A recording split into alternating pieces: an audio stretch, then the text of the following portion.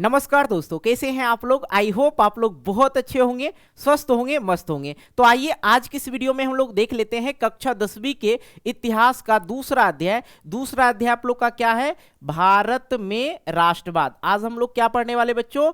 भारत में राष्ट्रवाद। ठीक है।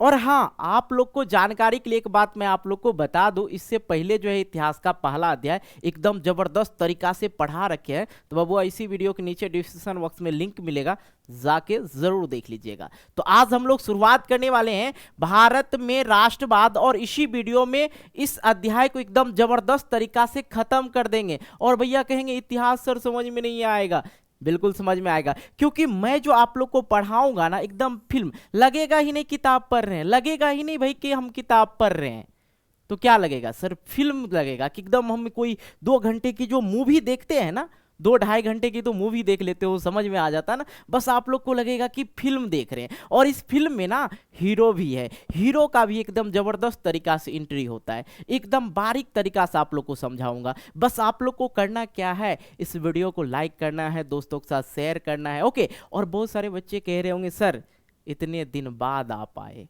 कहाँ थे सर? तो भाई मैं आप लोग को जानकारी के लिए बता दूं कि 1 महीने मेरा तबीयत बहुत ज़्यादा ख़राब था, और मैंने आप लोग को किसी भी प्रकार का इन्फॉर्मेशन भी नहीं दे पाया, क्योंकि उस हालत में नहीं थे भाई इन्फॉर्मेशन दे पाते। ओके, तो चलो भाई अब ठीक है, शुरुआत कर लेते हैं। अब आप लोग जो है जल्दी से इस वीडियो को शेयर कर दो। ओके, आ जाइए। तो मैं आप लोग को बता दूं, इससे पहले हमने पढ़ा था कि यूरोप में राष्ट्रवाद। तो कहेंगे सर इससे क्या दिक्कत है? यूरोप में राष्ट्रवाद तो हमने पढ़ा था सर, अब भारत में राष्ट्रवाद पढ़ाओ ना, भारत में अब राष्ट्रवाद पढ़ाओ ना। तो जी बिल्कुल, मैं इस वीडियो में क्या पढ़ाने वाला हूं? भारत में राष्ट्रवाद पढ़ाने वाला हूं। लेकिन आप लोग को थोड़ा सा पीछे लेके चलें। तो कहते हैं ना कि सर राष्ट्रवाद की जो भावना जगी थी भारत में, भारत में नहीं, भारत की तो अलग बात है, सबसे पहले राष्ट्रवाद की भावना कहां जगी थी? तो कहां जगा था? वो था फ्रांस। और कब जगा था? 1789 ईस्वी में। कब जगा था? 1789 ईस्वी में। और यहाँ के जो राजा था, कौन था? यहाँ के जो राजा था लुई 16। कौन था? लुई 16 था। यहाँ का राजा कौन था? लुई 16 था। ये क्या था? देखो हम कनेक्ट कर रहे हैं, हम अध्याय को जो है, एक अध्याय को दूसरे अध्याय से कनेक्ट करेंगे। ध्यान देना, ठीक है, एकदम जबरदस्त तरीका से समझाते हैं। यहाँ के राजा कौन था? लुई 16 था। ये जो था ये क्या था? अत्याचारी था, निरंकुशवाद था। क्या था? अत्याचारी था। क्या था? अत्याचारी था। और ये जो था जनता पे जो था, वहाँ के जो जनता पे जो था, जनता को बहुत सताते थे, बहुत ज्यादा कर लेते थे। क्या लेते थे? बहुत ज्यादा कर लेते थे।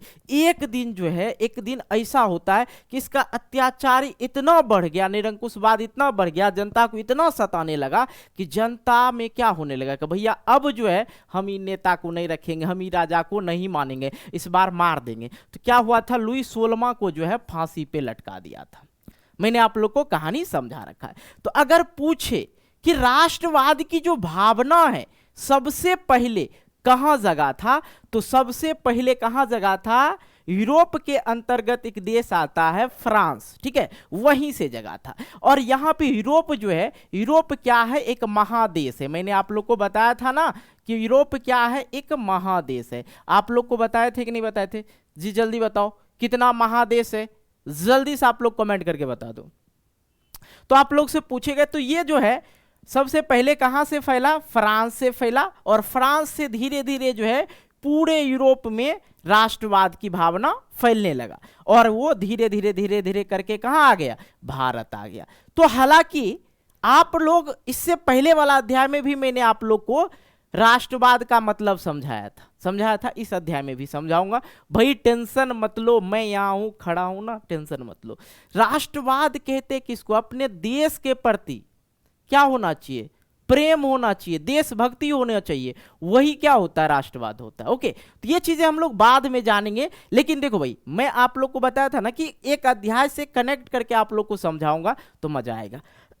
ओके, अब बताओ, यहां पे प्रश्न आता है कि भारत आजाद कब हुआ था? भारत आजाद कब हुआ था? भारत आजाद कब हुआ था? तो कहेंगे सर 15 अगस्त। कब हुआ था जी? 15 अगस्त 1947 ईस्वी को क्या हुआ था, भारत आजाद हुआ था। लेकिन आजादी से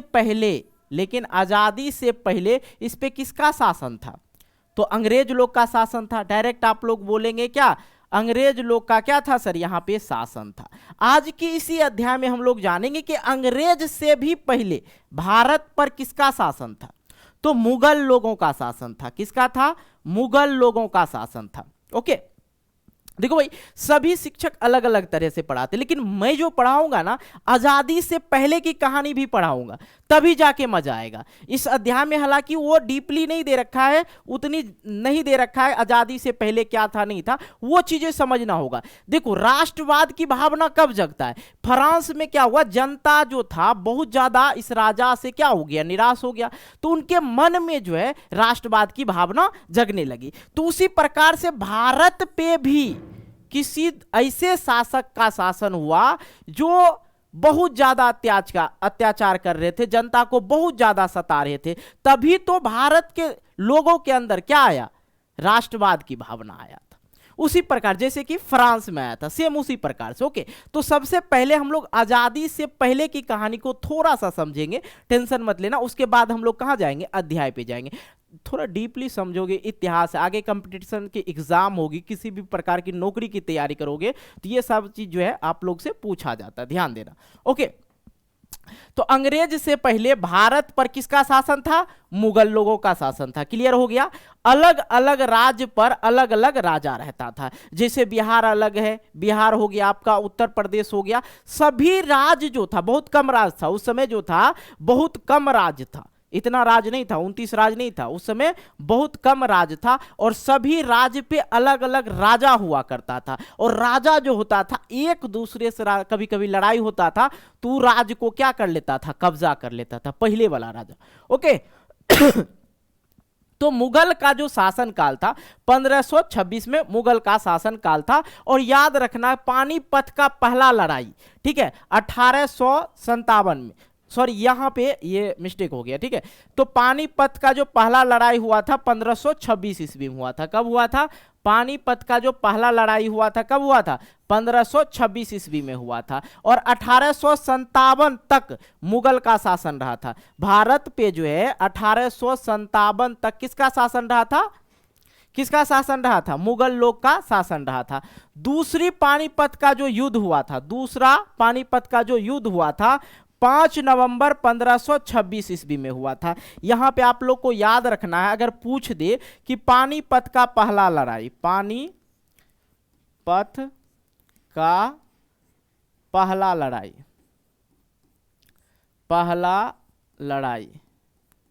पानीपत का जो पहला लड़ाई हुआ था कब हुआ था, 1526 में।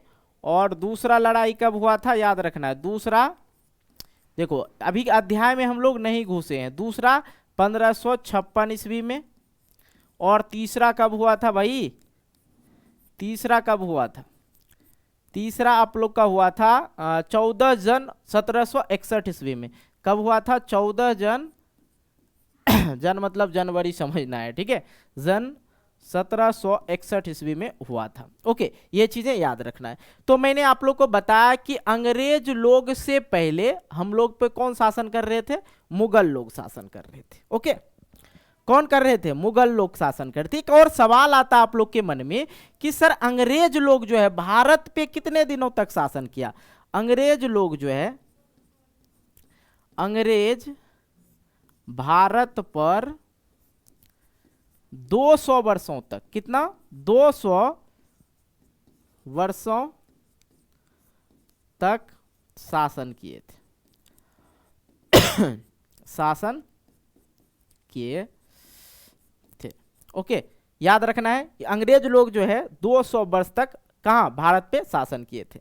ओके, तो ये चीजें समझ में आ गया। अब देखो 1600 ईस्वी में, 1600 ईस्वी में क्या होता है, ईस्ट इंडिया कंपनी की स्थापना होती। याद रखना, आप लोग से प्रश्न पूछा जाएगा कि ईस्ट इंडिया कंपनी की स्थापना कब हुई थी, तो 1600 ईस्वी में हुआ था, ठीक है। मुगलों के शासकों, मुगल के जो शासक थे, इससे पहले मैंने आप लोग को बताया ना कि अंग्रेज लोग से पहले किसका शासन चल रहा था? मुगल लोग का। मुगल लोग का जो शासन चल रहा था तो उसी समय, कब से चला? देखो 1526 ईस्वी में किसका? मुगल लोग का शासन था, ठीक है। उसी समय पानीपत का पहला लड़ाई हुआ था, दूसरा आपका हो गया 1556 में, और तीसरा हो गया 1761 ईस्वी में। तो मुगल लोग के जो राजा थे, अलग अलग राजा थे, मान लिया जाए, देखो अलग अलग राज्य में अलग अलग राजा हुआ करते थे। तो इस पे यहाँ पे सभी जगह मुगल शासक थे। कौन थे? मुगल शासक थे। और मुगल शासकों से क्या किए? ईस्ट इंडिया कंपनी जो है, ईस्ट इंडिया कंपनी का स्थापना हुआ कब? 1600 ईस्वी में। ये जो आए थे, ये क्या आए थे? मुगल के शासकों से क्या लेकर आए थे? अनुमति लेकर। किस चीज के लिए? ये व्यापार करने के लिए आया था। तो ये अनुमति दे दिया कि भैया व्यापार कर लो, कोई दिक्कत की बात नहीं है। ओके, आ जाओ, इसको हम थोड़ा थोड़ा करके समझेंगे। आइए आगे। होता है कि अंग्रेज ने भारत में प्रथम विजय साल 1757 में पलासी के युद्ध में प्राप्त की थी। परंतु इस युद्ध के बाद, ये जो पलासी का युद्ध हुआ था 1757 ईस्वी में, ठीक है, पलासी का युद्ध कब हुआ था? 1757 ईस्वी में। अब यहां पे आप लोग को समझना है, दो चीजें यहां पे आप लोग को याद रखना। एक तरफ से कौन लड़ रहा था? इधर से जो था ईस्ट इंडिया कंपनी का जो था सैनिक वगैरह, वो सब लड़ रहा था, और इधर से कौन था? ब्रिटेन लोग था, ठीक है। ये चीजें आप लोग को याद रखना है। चलो भाई इसको मिटाते हैं, आ जाओ। परंतु इस युद्ध के बाद अंग्रेज सीधे ही बंगाल के शासक नहीं बना। इस युद्ध के बाद, पलासी के युद्ध के बाद जो है, अंग्रेज चाह रहा था कि बंगाल का हम शासक बन जाए, लेकिन उसने नहीं बना। उन्होंने क्या किया? उन्होंने नवाब सिराज उद दौली की जगह, ठीक है, यहां पे पहले बंगाल में किसका शासन था? ठीक है, ये थोड़ा सा आप लोग को समझना, ज्यादा दिमाग नहीं लगाना आप लोग को। उस समय जो था बंगाल का शासक नहीं बना अंग्रेज, पलासी के युद्ध के बाद नहीं बना।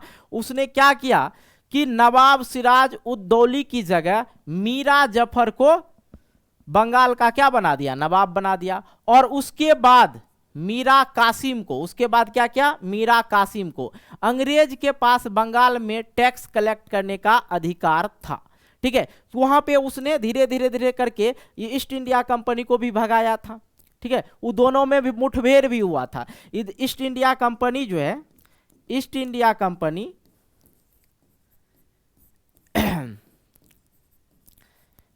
कंपनी का स्थापना कब हुआ था? 1600 ईस्वी में। इसके और अंग्रेज के बीच में, ठीक है, किसके बीच में?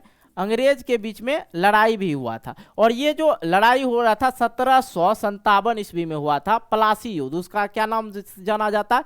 1757 ईस्वी में, ठीक है। और ये जो है लड़ाई हुआ दोनों में, और लड़ाई होने के बाद उसने क्या किया? अंग्रेज लोग क्या किया? सीधे बंगाल का शासक नहीं बना। बंगाल के जो शासक थे उस समय, प्रेजेंट टाइम में जिस समय वो लड़ाई हो रहा था, कौन था? नवाब कौन था? सिराज उद दौली था। और उसके जगह पे क्या किया? मीर जाफर को बंगाल का नवाब बना दिया। और उसके बाद क्या किया? मीर कासिम को। और अंग्रेज के पास अब जो है बंगाल में, अंग्रेज जो है बंगाल में क्या टैक्स जो है कलेक्ट करने लगा, मतलब कर, लोगों से जो है कर लेने लगा, ठीक है।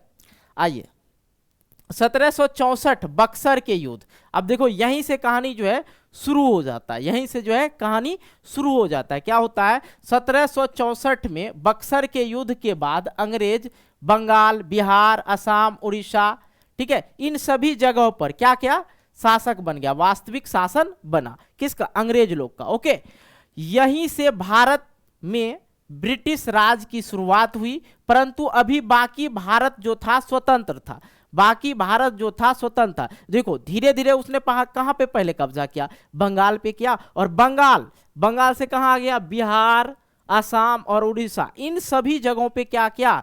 अंग्रेज का शासक बन गया। अंग्रेज वहां का शासक बन गया, और अंग्रेज वहां पे शासन करने लगे। और बाकी जो भी जगह था, बाकी जो भी राज था, वो अभी तक क्या था? स्वतंत्र था। यहीं से भारत ब्रिटिश राज की शुरुआत हुई। परंतु अभी बाकी भारत जो था स्वतंत्र था जिसके लिए ब्रिटिश ईस्ट इंडिया कंपनी ने एक एक कर अलग अलग राजाओं को अपनी कूटनीति और चालों से हराने की शुरुआत किया था, ठीक है। जो ब्रिटिश ईस्ट इंडिया, ठीक है, ब्रिटिश ईस्ट इंडिया कंपनी जो था, वो क्या किया? जो यहाँ के जो राजा थे, अलग अलग राज्य पे क्या थे? राजा थे।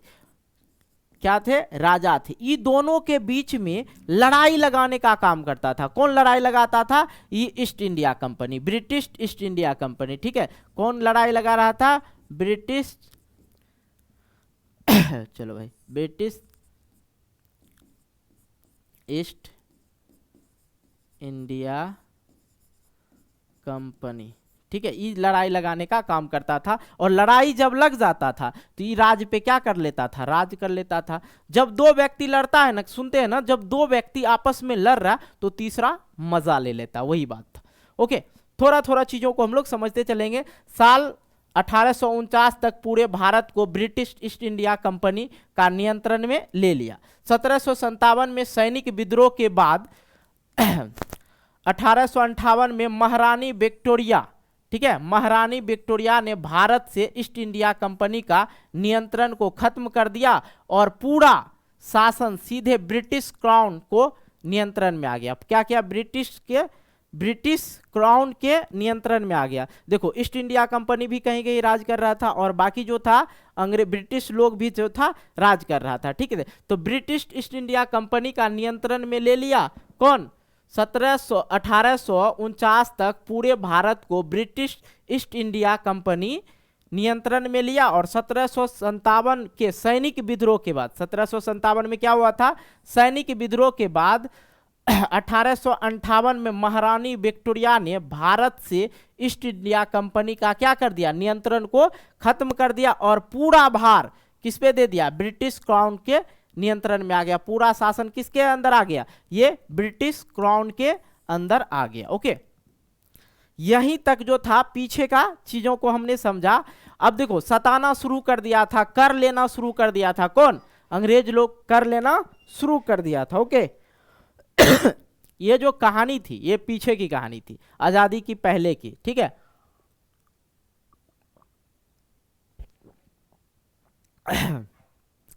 तो अब क्या हो गया, अब क्या हो गया, भारत में किसका राज, भारत में शासन किसका होने लगा, अंग्रेज लोग का शासन होने लगा। तो भारत के अंदर अब कहेंगे भारत में राष्ट्रवाद जो था सर, क्या इसका मतलब सर, पहले जो भारत के जो लोग थे उसके अंदर राष्ट्रवाद की भावना नहीं थी। ठीक, बात बताओ, अभी आप लोग देखते हो ना, गांव में अगर किसी की लड़ाई हो गई, किसी के साथ अन्याय हो रहा है, कोई व्यक्ति ऐसे होते हैं जो बोलते भी हैं, लेकिन कुछ कुछ ऐसे इंसान है जो कहेंगे हमको क्या मतलब यार, वो मर जाए या कुछ कर ले, हमको मतलब नहीं, दूसरे के फेरा में नहीं पड़ना चाहते हैं। तो सेम उसी प्रकार से लोग जो था उस समय अशिक्षित था, ज्यादा पढ़े लिखे नहीं था, उनको समझ में नहीं आ रहा था भाई क्या करना है नहीं करना। और दूसरी बात की एकता नहीं था, एकता नहीं था। इसी तरह से उसने पूरे भारत पे कौन, अंग्रेज लोग जो है शासन करने लगा। अब शासन तो करने लगा तो लोगों को अब क्या होने लगा, दिक्कतें होने लगा, किससे, अंग्रेज लोग से, अंग्रेज लोग से दिक्कत होने लगेगा। अब भाई कर लेगा, ज्यादा मारेगा, उसके लिए नियम अलग रहेगा, हम लोग के लिए नियम अलग रहेगा, तो दिक्कतें तो होगी ही। तो आइए अब हम लोग इस अध्याय में प्रवेश करते हैं और एकदम शुरू से लेके अंत तक की कहानी को समझते हैं। ये तो अब हम लोग क्या किए, भारत में अंग्रेज का शासन करवा दिए, मतलब यहां तक समझ गए, ओके ना। तो राष्ट्रवाद किसको कहेंगे, अपने देश के प्रति प्रेम होना चाहिए, स्नेह होना चाहिए, लगाव होना चाहिए, देशभक्ति होना चाहिए, एकता होना चाहिए, उसी को क्या कहेंगे, राष्ट्रवाद कहते हैं। अभी हम लोग इतना, हमारे लोग भारत में जितने भी लोग हैं, अब एक दो को छोड़ के, एक दो तो बुड़बक होता है ये पता है ना, तो एक दो को छोड़ के बाकी अगर भारत में देखा जाए तो सभी के अंदर अभी राष्ट्रवाद की भावना है कि नहीं जी कहोगे कैसे सर। अब मान लिया जाए भाई दूसरे देश, अदर कंट्रीज वाले जो है, हमारे देश के अलावा जो बहुत सारे देश हैं, दूसरे देश वाला व्यक्ति अगर हमारे भारत के बारे में 1 मिनट अगर सोशल मीडिया या किसी प्लेटफॉर्म पे बोल दे कि भारत खराब है, बस इतना बोल दे खराब है, इधर से जवाब में उसको इतना खराब बोलेगा कि पूछिए मत। क्योंकि ये जो है हम लोग का क्या है, राष्ट्रवादी भावना है, हम लोग के अंदर क्या है, देशभक्ति है। और क्यों है ये तो हम लोग बाद में भी जानेंगे। और इस अध्याय के बाद एकदम जबरदस्त चीज हम आपको पढ़ाएंगे जो याद रखने वाला चीज है। तब देखो भाई यहाँ पे क्या हो रहा है, यहाँ पे मैंने एक पिक्चर से आप लोग को समझाने की कोशिश किया। इधर है विराट, इनको तो मैं पहचानता भी नहीं हूँ, आप लोग जो क्रिकेट वगैरह देखते होंगे वो जानते होंगे। इधर है विराट और ये खेलते समय हो गया था दूसरे में फाइट। तो यहाँ पे टीवी पे लोग करते मार विराट उसको, दो दो चार थप्पड़, ठीक है। तो ये जो है मार कौन रहा था, विराट मार रहा था, लेकिन हम लोग के यहाँ अंदर से क्या निकल रहा है, जज्बा निकल रहा है। फाड़ देंगे चीर देंगे तो यहाँ से ही जज्बा निकलता है। तो ये क्या है, हमारे अंदर से जो भावना निकल रहा है वही क्या है, राष्ट्रवाद है, ठीक है।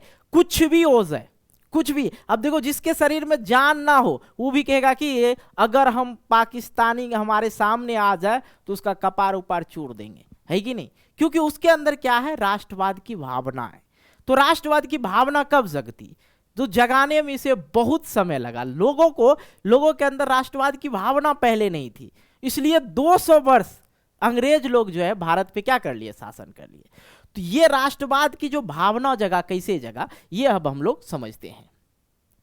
देखो लोगों, भारत में राष्ट्रवाद की प्रमुख जो कारण था, भावना जो जगा था, कैसे जगा था, भारत पर ब्रिटेन का शासन हुआ था। भारत पे अंग्रेज लोग किसको के, अंग्रेज जो बोलते हैं अंग्रेज वगैरह, वो ब्रिटेन के लोग थे। कौन थे, ब्रिटेन के लोग थे। अब क्या हो गया, भारत पे, पूरे भारत पे किसका शासन चलने लगा, ब्रिटेन लोग का। अंग्रेज भारतीय लोगों पर अत्याचार अधिक करते थे। क्या करते थे, अत्याचार अधिक करते थे। अत्याचार मतलब मारना पीटना, कर अधिक लेना। अब कर जो होता था कैसे होता था, पहले भाई समझ लो तुम लोग, ठीक है। हम खेती कर रहे हैं, हम अपने खेत में खेती कर रहे हैं, किसी का खेत नहीं है, हमारे पास 2 कट्ठा या 2 बीघा जमीन है, हम अपने खेत में खेती कर रहे हैं और उस चीज के लिए हमें कर पहुंचाना पड़ता था राजा के पास, अंग्रेज लोग के पास कर पहुंचाना पड़ता था।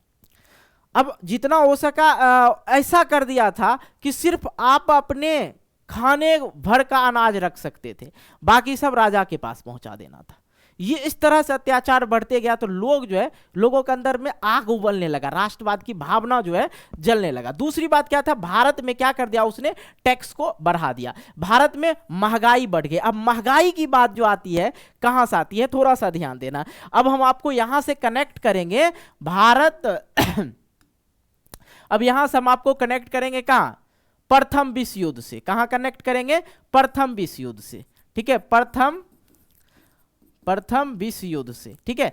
भारत के जो लोग जो थे, अब देखो भारत पे किसका शासन, अंग्रेज लोग का, और अंग्रेज लोग का शासन था तो भारत के जितने भी लोग थे, जितने भी युवा लोग थे, उन लोग को कहां ले जा रहे थे, कहां ले जा रहे थे, प्रथम विश्व युद्ध में लड़ने के लिए। जबकि भारत का नामो निशान नहीं है प्रथम विश्व युद्ध में, लेकिन भारत का सैनिक वहां था, क्योंकि भारत पे किसका शासन चल रहा था, ब्रिटेन लोग का शासन चल रहा था। और ब्रिटेन लोग यहां से जबरदस्ती उसको लेके कहां जा रहा था, लड़ने के लिए लेके जा रहा था। तो भाई जो युवा वगैरह वर्ग के लोग थे, जो लोग थे यहाँ पे, और पुरुष जो लोग थे, उनको सब लड़ने के लिए ही वहां पे भेज दिया जाएगा। तो क्या होगा यहाँ पे, दूसरी बात क्या, आपने टैक्स बढ़ा रखा है, क्या होगा, क्या होगा, महंगाई बढ़ेगी, भूखमरी होना शुरू हो जाएगा, ठीक है। तो अंग्रेज क्या करते थे, भारत के लोगों को सैनिक में जबरन क्या करने लगे, भर्ती करने लगा। और उसी समय एक बीमारी फैल जाती है, महामारी फैल जाती है। महामारी का मतलब हो गया एक दूसरे से संक्रमित होते जाता है, उसी को कहा जाता है महामारी। जैसे कोरोना वगैरह हुआ था ना, याद है ना कहां से दूसरा आदमी के पास खांस दिए, समझो कोरोना उसको भी हो गया, ये चीजें होती थी। ओके, तो भारत के जो लोग थे उसको लगा कि भाई हमारे साथ जो है अत्याचार कर रहा था, तो धीरे धीरे लोग जो है इस चीज का विरोध करना शुरू कर दिया।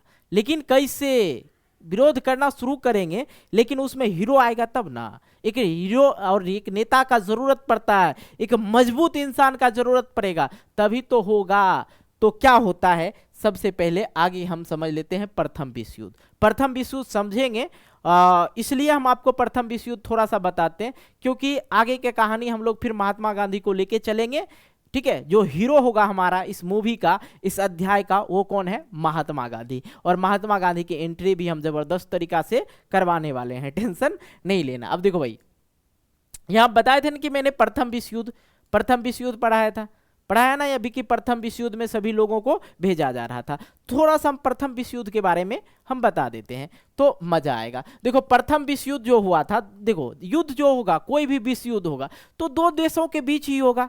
अब एक ग्रुप बन जाता है, ए ग्रुप और एक बी ग्रुप। हम लोग कबड्डी वगैरह खेलते हैं ना, ए ग्रुप बी ग्रुप, ठीक है, क्रिकेट खेलते हैं ना, अब अलग अलग ग्रुप बना के खेलते हैं, वही है। तो प्रथम विश्व युद्ध में क्या हुआ था, केंद्र शक्ति था और इधर क्या था, मित्र राष्ट्र था। ठीक है, अब भैया पूछ दे कि बताओ कि प्रथम विश्व युद्ध कब हुआ था, 28 जुलाई 1914 से चला कब था, 11 नवंबर 1918 तक।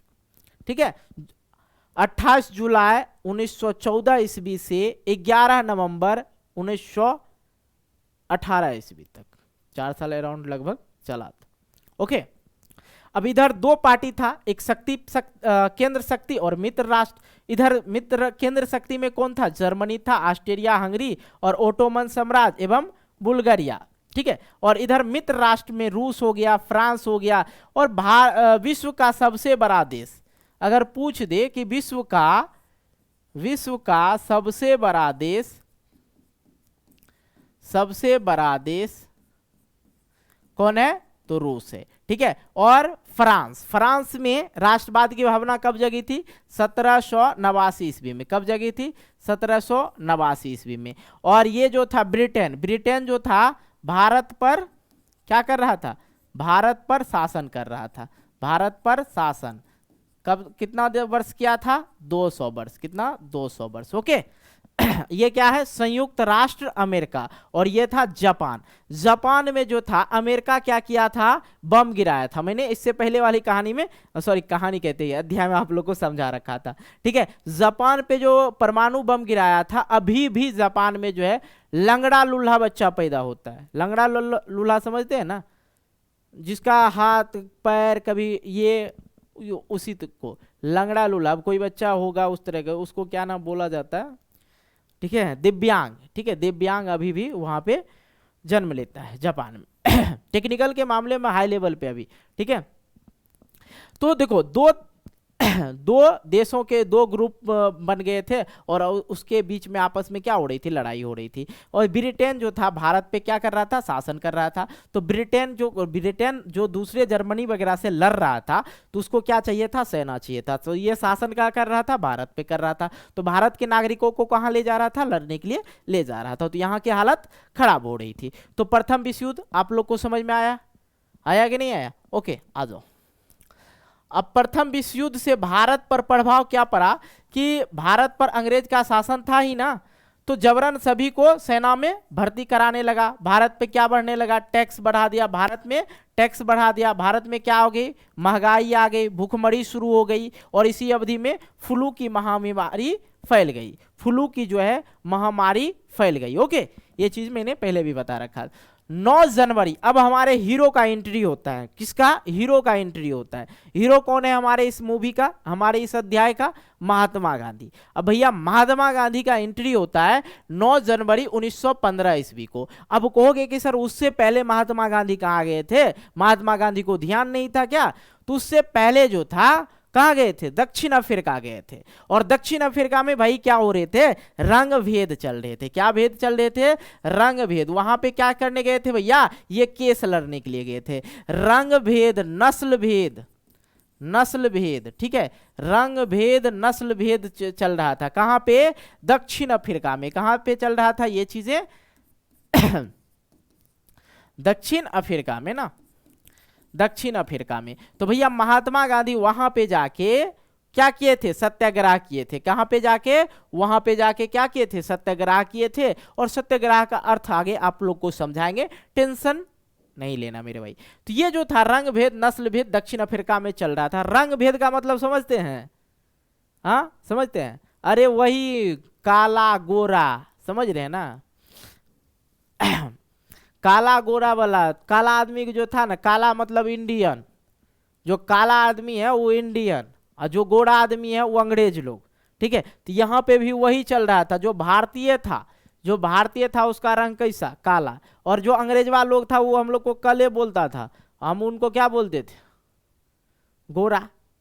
ठीक है, तो गोरा आदमी था वो लोग। बात समझ में आ रहा है। तो काला गोरा को ही रंग भेद बोला जाता है। ठीक है, तो ये जो काला लोग था उनके साथ अत्याचार होता था। गाड़ी में बैठने नहीं दिया जाता था, ट्रेन में सफर करने नहीं दिया जाता था। अगर टेबल पे खा रहा तो बेचारा को बोल नीचे में बैठ के खाओ, उधर जाके खाओ। तो साथ में किसी भी प्रकार का काम नहीं करने देता था। किसको? काला लोग को। तो वहां पे जो है पहले जो हीरो जो था हम लोग का, कौन? महात्मा गांधी। ये गए थे भैया वहां पे लड़के, वहां पे ये सब चीजों को खत्म किए। ठीक है, अब एंट्री करा दे भारत में, आ जाओ।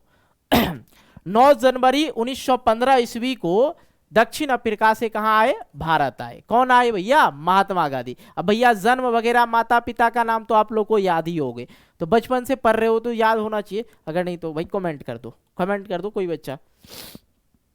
और इसी दिन जो है प्रवासी भारतीय दिवस मनाया जाता है। जिस दिन महात्मा गांधी भारत आए उसी दिन जो है प्रवासी भारतीय दिवस मनाए जाते हैं। और महात्मा गांधी ने दक्षिण अफ्रीका में क्या किए थे? सत्याग्रह किए थे। महात्मा गांधी के राजनीतिक गुरु कौन थे? अगर प्रश्न पूछा कि महात्मा गांधी के राजनीतिक गुरु कौन थे, तो गोपाल कृष्ण गोखले थे। कौन थे? गोखले थे। तो सबसे पहले महात्मा गांधी आए और वो कहाँ गए? गोपाल कृष्ण गोखले के पास। तो बोला भैया यहाँ पे तो और अत्याचार हो रहा, हम तो दक्षिण अफ्रीका में थे, हमारे भारतीय भाई के साथ तो बहुत अत्याचार हो रहा है। कौन बोले? गोपाल कृष्ण गोखले। किनको? महात्मा गांधी को। तो बोला भैया सबसे पहले जब महात्मा गांधी आए 1915 में, तो सबसे पहले 1916 ईस्वी में वो कहाँ गए थे? बनारस हिंदू विश्वविद्यालय का उद्घाटन करने के लिए गए थे। और उसी समय उनके गुरु जो थे, और पहली बार यहाँ पे 1916 में महात्मा गांधी ने सर्वप्रथम भाषण भी दिया था। ठीक है, और भाषण दिया था तो किससे मिले? भाषण देने के उपरांत उसने गोपाल कृष्ण गोखले से मिला, और यहाँ की जो भारत में जो चल रहा था उन सभी चीजों के बारे में किसके पास भेजा?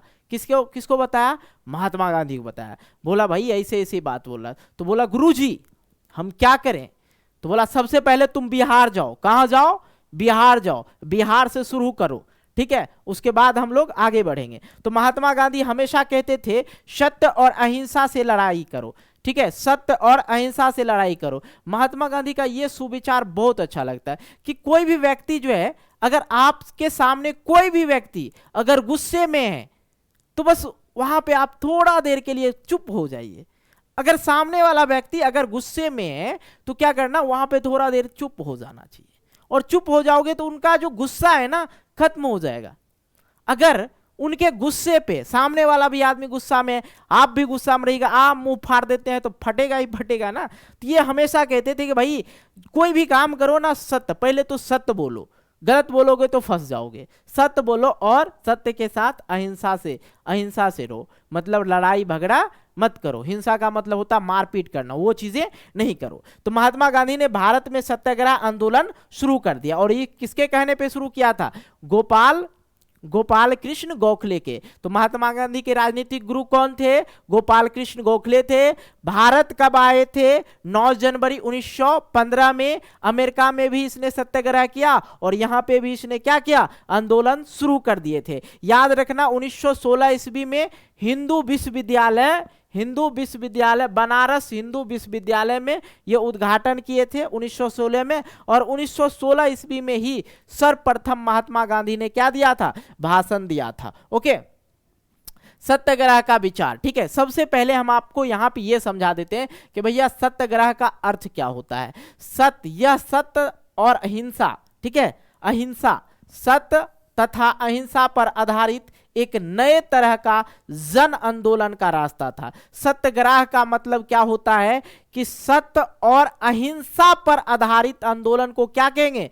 सत्याग्रह आंदोलन कहेंगे। तो महात्मा गांधी का सत्याग्रह का अर्थ क्या था कि सत्याग्रह ने सत्य पर बल दिया। क्या दिया? सत्य पर बल दिया। महात्मा गांधी दोनों को विचार को सुनते थे, अंग्रेज को भी देखते थे और अपने नागरिकों में भी, लोगों में भी देखते थे कि हम लोग क्या गलती कर रहे थे। ठीक है, गांधी जी का मानना था कि यदि कोई सही मकसद के लिए लड़ रहे हो तो उसे अपने ऊपर अत्याचार करने वालों से लड़ाई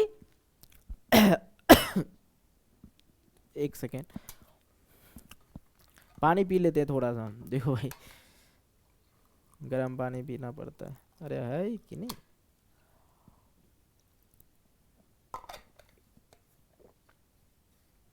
चलो भाई गांधी जी के बारे में हम लोग समझते चलते हैं। गांधी जी का मानना था कि यदि कोई सही मकसद के लिए आप लड़ रहे हो तो उसे अपने ऊपर अत्याचार करने वालों से लड़ने के लिए ताकत की जरूरत नहीं होती है। अहिंसा के माध्यम से सत्याग्रह लड़ाई जीत सकती है। ठीक है, किसी से लड़ाई करना, मारपीट करने से अच्छा है कि आप उनसे बातचीत करके उसके हल को निकाल सकते हैं। ओके, ये था सत्याग्रह का अर्थ। भारत में सत्याग्रह जो आंदोलन हुआ था सबसे पहले कहाँ हुआ था? बिहार में हुआ था। बिहार में कहाँ हुआ था? चंपारण में हुआ था, और इसका नाम क्या था? चंपारण आंदोलन। कब हुआ था? 1917 में। खेरा आंदोलन कब हुआ था? 1917 में। कहाँ हुआ था? गुजरात में। अहमदाबाद सत्याग्रह 1918 ईस्वी में। तो सबसे पहले ये तीनों जो सत्याग्रह आंदोलन था, किनका? महात्मा गांधी का। इनके बारे में हम लोग एक एक करके समझते हैं पॉइंट टू पॉइंट। 1917 में चंपारण आंदोलन हुआ था। कहां से हुआ था? बिहार से हुआ था। कहां से हुआ था? बिहार से हुआ था। यहां पे क्यों हुआ था? नील की कृषि करने वाले किसानों के पास गया। कौन गया? महात्मा गांधी गया। अब ये नील की खेती करने के लिए बोलता था कौन? अंग्रेज लोग जो था किसान को बोलता था नील की खेती करो, और नील की खेती करने से क्या हो जाता था? खेत क्या हो जाता था? बंजर हो जाता था। क्या हो जाता था? बंजर हो जाता था। तो गांधी जी को राजेंद्र प्रसाद और राजकुमार शुक्ला ने बुलाया। क्या किया भैया? सबसे पहले तो आप चंपारण आओ। यहाँ की समस्या ये है कि अंग्रेज लोग बोलते हैं कि तुम नील की खेती करो, और नील की खेती करेंगे तो सर क्या हो जाता है? खेत क्या हो जाता? बंजर हो जाते, अगले बार हम फसल उपजा नहीं कर सकते हैं। ठीक है, तो गांधी जी को राजेंद्र प्रसाद और राजकुमार शुक्ला ने पत्र लिखकर बुलाया। गांधी जी सभी किसानों को बुलाया और बैठकर समस्या का निदान किया, और यह आंदोलन भी क्या रहा? उसका सफल रहा। अब देखो खेरा आंदोलन, हम थोड़ा थोड़ा चीजों को ना एक एक पॉइंट को हम कर करके समझा रहे हैं। ठीक है, ज्यादा टेंशन नहीं लेना आप लोग को। देखो खेरा आंदोलन क्या हुआ था? खेरा के किसान भारी संकट में हैं, फसल नष्ट हो गया था। उनका क्या हो गया था? फसल नष्ट हो गया था। फिर भी उनसे कर वसूली जा रहे थे। भैया खेरा में क्या हुआ था? खेरा आंदोलन कहाँ हुआ था? गुजरात में। ठीक है, और महात्मा गांधी कहाँ के थे? कोई कमेंट करके बताना मेरे को। ओके, हाँ समझ गए भाई। 1917 में खेरा आंदोलन होता है, और खेरा आंदोलन में क्या हुआ कि खेरा के जो किसान थे उनका फसल सारा नष्ट हो जाता था, और अंग्रेज लोग कह रहे थे कि भाई तुमको क्या देना पड़ेगा? कर देना पड़ेगा। अधिकारी सुनने तक को तैयार नहीं था। तब गांधी जी ने किसानों को सत्याग्रह की सलाह दिया, मतलब बोला कि बातचीत करके मामला को ठंडा कर लेना है। अहिंसा ठीक है, तो यहां पे भी ये आंदोलन क्या रहा? सफल रहा भाई, ज्यादा दिक्कतें नहीं हुआ। तो गांधी जी ने वो जो वहां के अधिकारी थे उनको बोला भाई चलो किसी तरह कुछ ना कुछ करके आप हमें दे दो। क्या दे दो? जो फसल नष्ट हुआ है उसका मुआवजा थोड़ा ना थोड़ा दे दो, और ये कर देने के लिए डायरेक्ट इनकार कर दिए थे। अहिंसा का नारा देते हुए बोले मैं आपको हक दिलवाऊंगा, पर एक शर्त है। अंग्रेज सरकार भले ही डंडे बरसाए या गोलियां बरसाए, आप हिंसा नहीं करोगे। यदि हिंसा हुई तो सत्याग्रह छोड़ दूंगा। तो ये जो थे महात्मा गांधी थे, ये एकदम अपने विचार धारा पे चलते थे, एकदम सत्य को लेके चलते थे। हिंसा का नारा देते हुए कौन बोले थे? महात्मा गांधी अहिंसा का नारा देते हुए बोले कि मैं आपको हक दिलवाऊंगा, पर एक शर्त है। अंग्रेज सरकार भले आप पे डंडे बरसाएंगे, गोलियां बरसाएंगे, यदि आप हिंसा नहीं करोगे, आप लड़ाई नहीं करोगे, यदि हिंसा हुई तो सत्याग्रह क्या कर दूंगा? मैं छोड़ दूंगा। अहमदाबाद सत्याग्रह समझते, ठीक है। देखो पॉइंट टू पॉइंट हम आपको समझाते चलते हैं, कोई दिक्कत की बात नहीं। तो यहां पे कहेंगे सर क्या हुआ, बच्चे के मन में चल रहा होगा खेरा में क्या हुआ। तो गांधी जी ने जो किसानों को सत्याग्रह की सलाह दिया, मतलब सरकार से उसने मुआवजे के लिए बातचीत करके और कर नहीं देने के लिए बोला कि भाई हम कर नहीं दे पाएंगे सर, फसल नष्ट हो गया।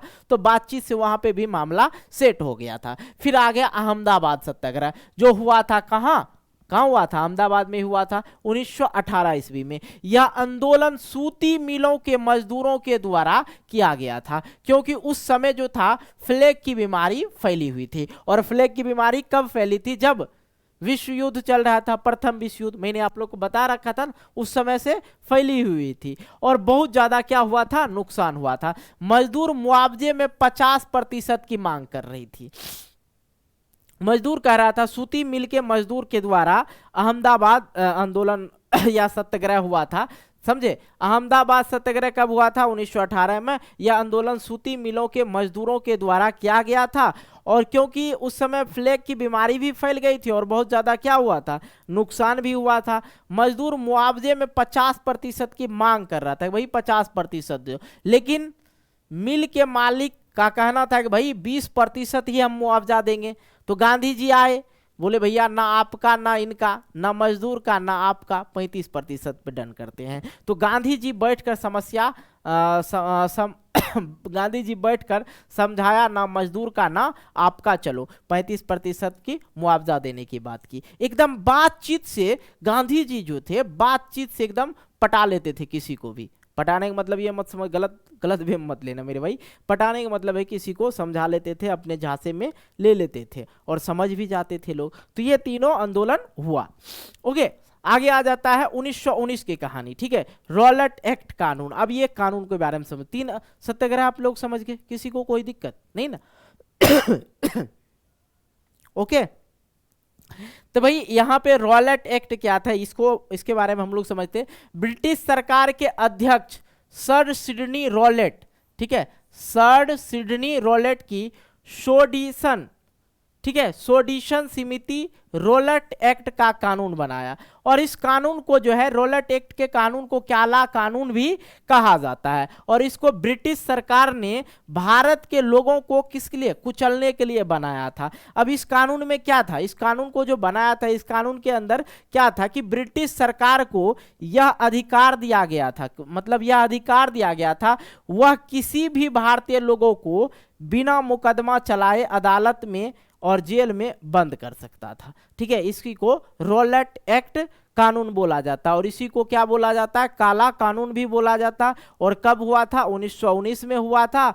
और इसमें क्या था, ब्रिटिश सरकार के जो लोग थे, ब्रिटिश जो लोग थे, उनको ये अधिकार दे दिया गया था कि भाई आप किसी भी भारतीय को पकड़ के जेल में बंद कर सकते हो। यही था रॉलेट एक्ट। अब ये है जलियांवाला बाग। ठीक है, और जलियांवाला बाग हत्याकांड एकदम क्या कहें, दिल धड़काने वाला कहानी है। मतलब अभी भी उस चीज को अगर आप इमेजिन करेंगे अपने मन में तो बड़ा अजीब लगेगा। अब एक बात बताओ, सिंपल सी नॉर्मल सी 10 बाय 10 या 10 बाय 12 के कमरे होते हैं, रूम होते हैं ना, जहां आप रहते हो, सोते हो, उस रूम में आपको बंद करके लाठी से हौंक दे तो कैसा फील होगा। वही तरह से ये जलियांवाला बाग हत्याकांड हुआ था। और ये कब हुआ था भाई, इस पे दिखेगा, ये हुआ था 13 अप्रैल, ठीक है, 1919 ईस्वी में। कब हुआ था? 13 अप्रैल 1919 में। ताइए हम लोग एकदम बेहतर तरीके से जलियांवाला बाग हत्याकांड को समझते हैं। ठीक है, एकदम एक एक पॉइंट समझना। जलियांवाला बाग हत्याकांड 13 अप्रैल 1919 को हुआ था। ये कहाँ पड़ता है भाई? पंजाब अमृतसर पे पड़ता है। ठीक है, सभी नागरिक इकट्ठा होकर बातचीत कर रहे थे। यहाँ एक जगह था, चारों तरफ से घिरा हुआ था, जलियांवाला जो बाग बोलते हैं, ये चारों तरफ से घिरा हुआ, बाउंड्री बराबर दिया हुआ था और चारों तरफ से ये घिरा हुआ था। और इससे जो था छोटा सा एक गेट था। ठीक है, इसमें जो था छोटा सा एक गेट था। ये जो गेट देख रहे हैं आप लोग, ये छोटा सा ही एक ही गेट था। ठीक है, तो लोग जो वहाँ पे बातचीत कर रहे थे, किस प्रकार से अंग्रेजों से लड़ना है, किस तरह से उनको जवाब देना है, नहीं देना है, इन सभी चीज़ों पे, राष्ट्रवाद की भावनाओं को लेके भी वो लोग बातचीत ही कर रहे थे। लेकिन उसी दरमियान क्या होता है कि जनरल डायर ने सभी पर गोली चलाने का क्या दे दिया? आदेश दे दिया। हजारों की संख्या में मौत हो गई और इसकी जांच के लिए, हजारों की संख्या में उसमें मौत हो गई। इसकी जांच के लिए हंटर कमेटी को भेजा। इसकी जांच करने के लिए किसको भेजा? हंटर कमेटी को भेजा। वो भी उसी टाइप का इंसान था, ज्यादा कुछ हुआ नहीं। ठीक है, ये थी जलियांवाला बाग हत्याकांड। वहां पे लोग सारे जो थे बात कर रहे थे। ठीक है, लोग क्या कर रहे थे? बात कर रहे थे। और ये चारों तरफ से जो था क्या था? घिरा हुआ था। और अभी तक ये है, अगर आप लोग कभी जाएंगे तो जरूर देखना, अमृतसर पंजाब। ओके, असहयोग आंदोलन। असहयोग आंदोलन जो हुआ था 1 अगस्त 1920 ईस्वी को हुआ था। असहयोग आंदोलन कब हुआ था? 1 अगस्त 1920 ईस्वी को हुआ था। इस अध्याय में हम लोग जो पढ़ने वाले हैं ना, सिर्फ अपने देश के बारे में पढ़ने वाले हैं।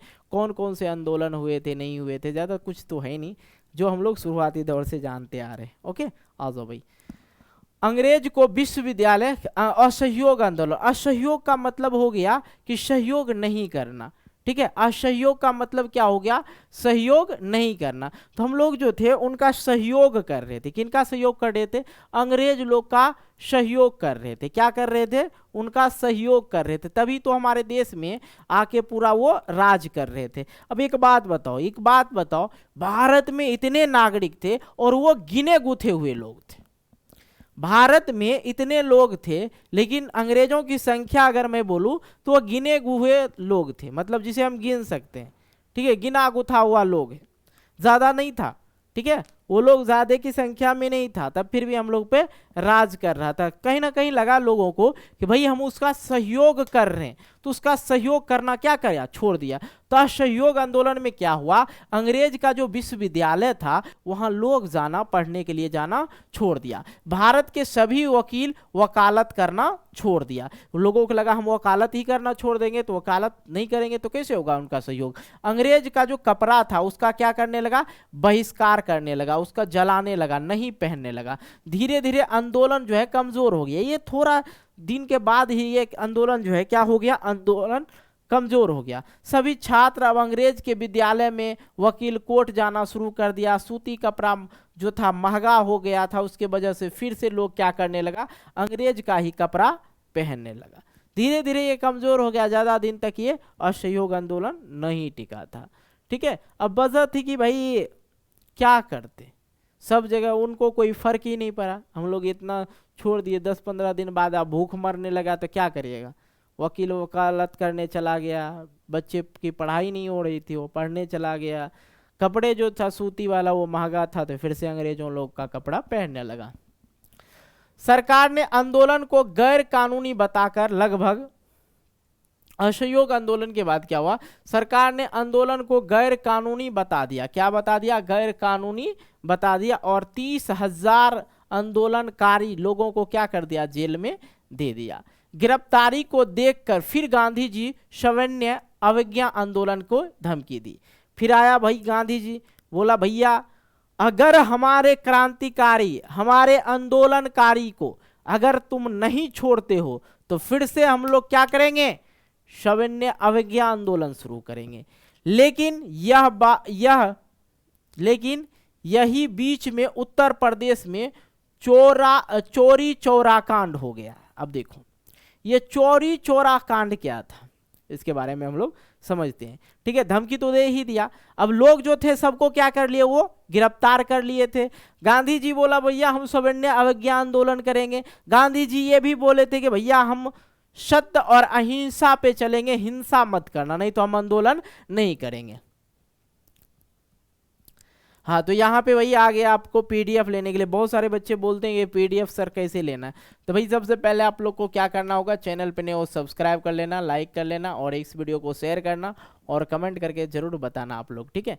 बाकी अगर आप लोग को पीडीएफ लेना है तो आप लोग को नंबर लिख देते 85 81 80 29 29, ठीक है, ये नंबर है। और इस पर अगर आप लोग मैसेज करते हैं व्हाट्सएप पे, आप लोग को क्या करना होगा, व्हाट्सएप पे मैसेज करना होगा और मैसेज करके लिखना है, क्या लिखना आप लोग को, जैसे आप लोग लिख दीजिए, ठीक है। अरे आप लोग तो लिखने में ऐसे भी कमाल करते हैं, ठीक है। तो आप लोग को लिखना है कि भाई मुझे पंकज स्टडी सेंटर का क्या करना है, कोर्स परचेज करना है, ठीक है। तो बहुत कम कॉस्ट में आपको कोर्स उपलब्ध है, कहीं कोई दिक्कत ज़्यादा नहीं है, ठीक है। उतना तो आप एक दिन में नाश्ता वगैरह कर लेते होंगे, ठीक है। तो आप लोग वहाँ से कोर्स को परचेज कर सकते हैं, बाकी अधिक जानकारी वहीं पे आप लोग ले सकते हैं। ओके, आइए, ये जो चौरा चोरी जो कांड हुआ था, चौरा चोरी याद रखना है, ये जो कांड हुआ था ये कैसे हुआ था।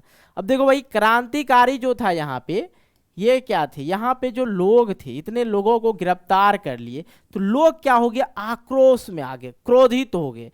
जो क्रोधित हुए तो उसने क्या किया कि जाके सीधे जो एक उत्तर प्रदेश के अंतर्गत एक थाना था उसको बम से उड़ा दिया, ठीक है।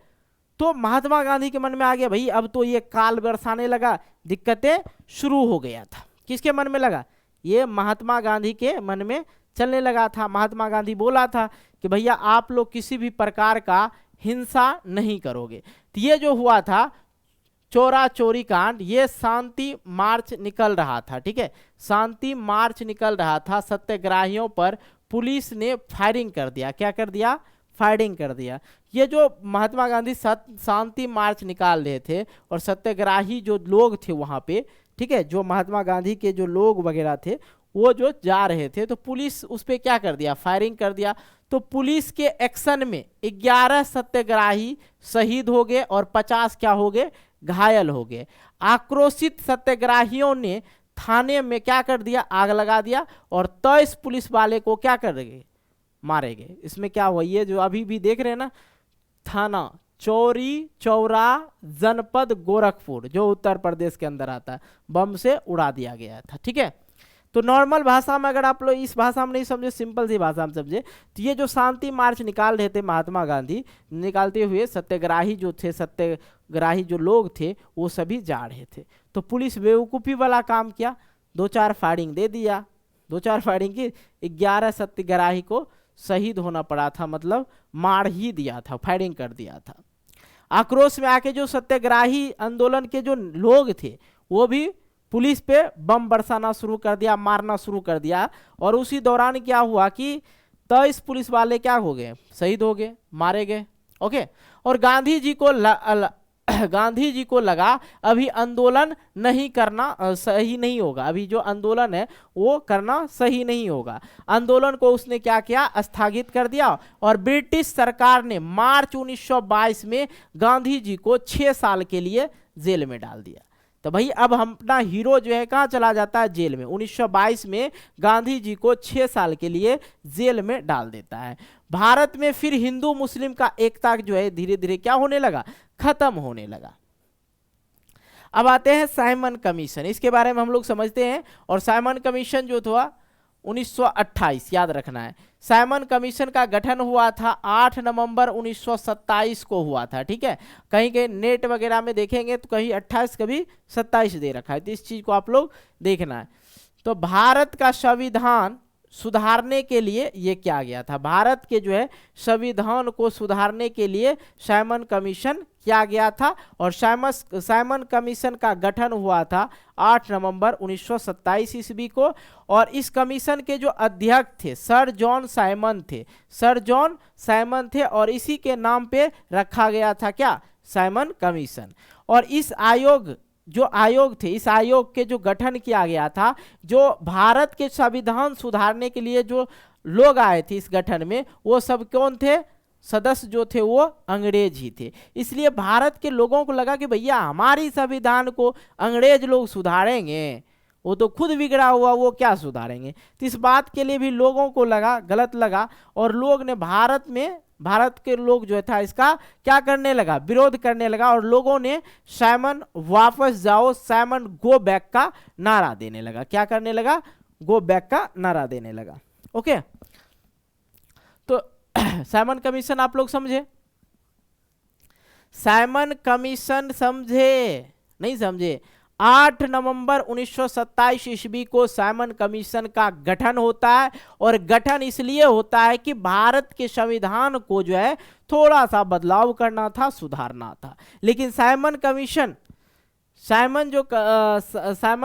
का जो गठन करने आया था, संविधान सुधारने आया था, वो लोग क्या थे? अंग्रेज थे। इसलिए इसने भारत के लोग उसका क्या किया? विरोध किया। और विरोध किया और एक नारा दिया, Simon go back, Simon go back, Simon भागो यहां से, ठीक है। ओके। और ये इस कमीशन के जो अध्यक्ष थे कौन थे? जॉन साइमन थे, और इसी के नाम पे रखा गया था साइमन कमीशन। ओके, आ जाओ। सविनय अवज्ञा आंदोलन 1930 से 34 की कहानी अब हम लोग समझते हैं।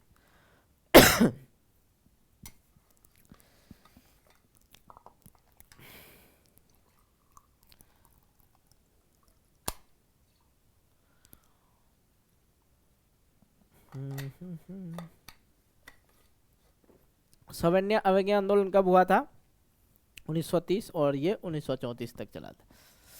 दांडी यात्रा से शुरू हुआ। सविनय अवज्ञा आंदोलन किस चीज से शुरू हुआ?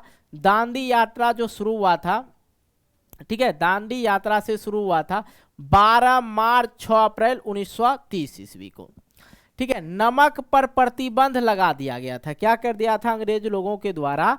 नमक जो हम लोग खाते हैं आज के डेट में, देखिएगा बहुत सारा चीज ऐसा है जो बहुत ज्यादा महंगा हो गया, लेकिन नमक जो अभी 10-20 रुपया जो है या 30 रुपया, ज्यादा है भी लीजिएगा 40 रुपया किलो आप लोग को मिल जाएगा।